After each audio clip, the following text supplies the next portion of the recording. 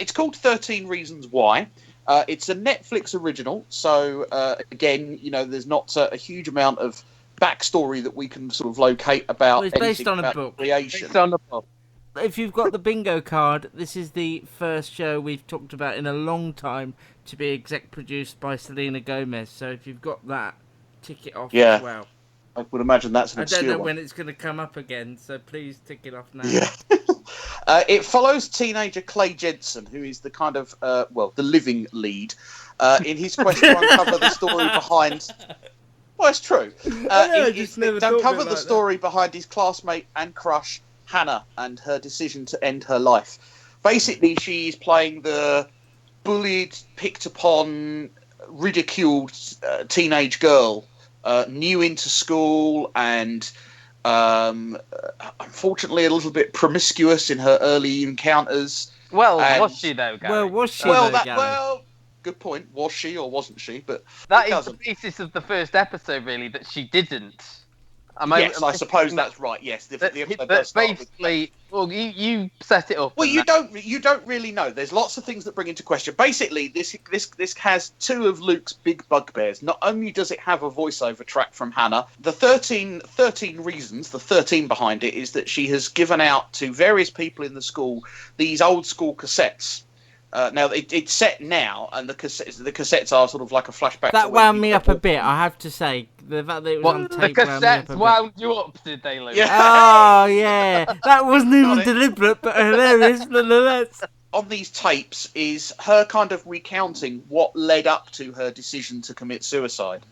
The first episode really deals with what seems like it was almost like a few days after Hannah's suicide, the first time they go back to school. And encounter that. So there's all the sort of class counsellors. The parents are obviously concerned about their children. I say children, they're teenagers, really, aren't they? So I mean, they're almost young adults. Yeah, but to you, they're children, Gary. Well, that's right. Yes, the age of them. Yeah. I liked some of it. I disliked other bits of it. I thought some of the dialogue was a bit ropey. Can you be more specific? I can be, with the words I'm about to choose to say next.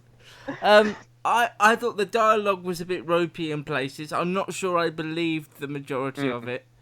But that being said, by the middle of the episode, I was drawn in. The flashbacks were the better part of it for me. I thought all the current day stuff I didn't really gel with at all. I thought all the parents were pretty... All that helicopter parenting. Oh, God. All the parenting stuff was really bad. I didn't believe any of it. And the cassette stuff, I know it's in the book, but I just didn't really understand why it had to be on cassette. The reason she gives for there being 13 tapes is because every story has 13 sides. No, it doesn't. The phrase is there's 2 sides to every story. But each reason is relating to a different person. I understand that, yeah. No, I'm just saying that to the listener, not to you. Yeah. Basically, it's like this first one, as Gary was saying. Have you done, sorry, Luke? No, I was going to keep going because I felt like I was on a bit of a roll. But I did feel myself drawn in. I was interested. My problem is, and my issue is, whether I am interested enough to continue on when I know there's presumably 12 more episodes of it. Yeah, they're after. This is one that if I could, I would just watch that one and then go to episode 13 and see how it develops. But of course you can't do that. And they're all like almost all sort of between 50 and an hour long as well. Yeah, which is a bit fast.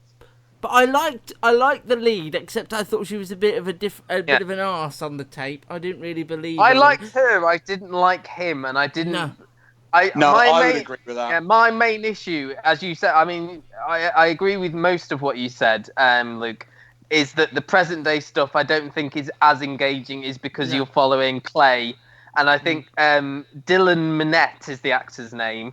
I just found him very disengaging. He reminded me of Miles Teller a little bit. Yes, but not in a good way, because Miles Teller is a decent actor. We're meant to believe he's like a sort of nerdy guy. He's into Star Wars, and he doesn't look like a nerdy guy. He's like he's not nerdy enough at all.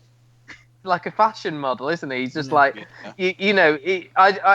believe, like in the books, maybe he was meant to be a bit more sort of geeky, a bit more, and in this He's more average than nerdy. Yeah, he's kind of. Yeah, and this is coming from Gary, who knows what nerdy is.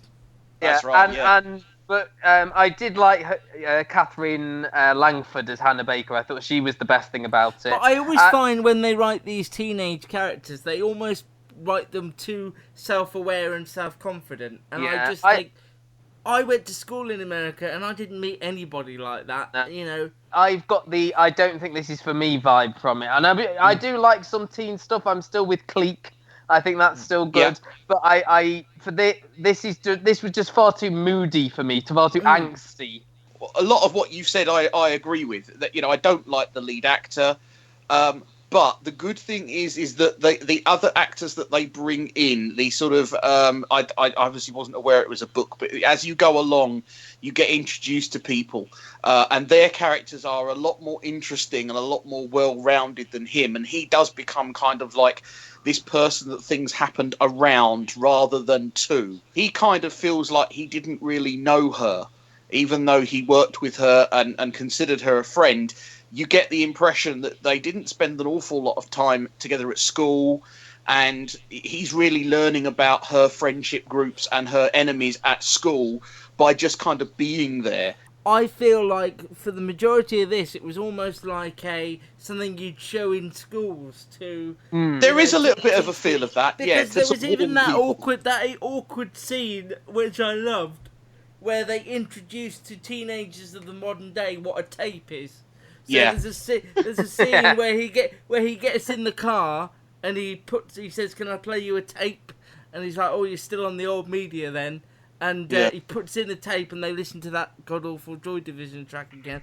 And then he speaks to his dad about, does it play tapes? And then he nicks the tape recorder from his friend. The Walkman, From his friend who knew why he was nicking the Walkman. Yeah. Well, okay, that's the other thing that comes out, is that you find out that not only does a lot of people in the school have the tapes, everyone else has finished it. Everyone else has gone through, and in one night. Is he the 13th reason, Clay? Is that what we're led to believe? That certainly seems to be the way it's going. Is that in that case, I could skip to 13. But I don't know. Certainly, there's more than one reference to his tape from other people. But there begins to become a bigger plot about, you know, what led to her suicide being more obvious and more played out. Something I think they're doing a very good of teasing out very slowly.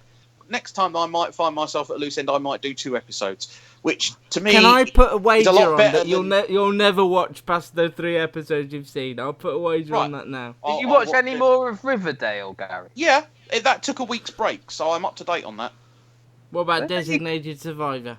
1 episode behind because I was in hospital. There you go, Luke. You have no faith in Gary, and he's still watching. And one thing we didn't say as well is that Tom McCarthy, who was behind the director of Spotlight, is executive produces 13 Reasons Why as well. There are a couple of people. The first 2 episodes.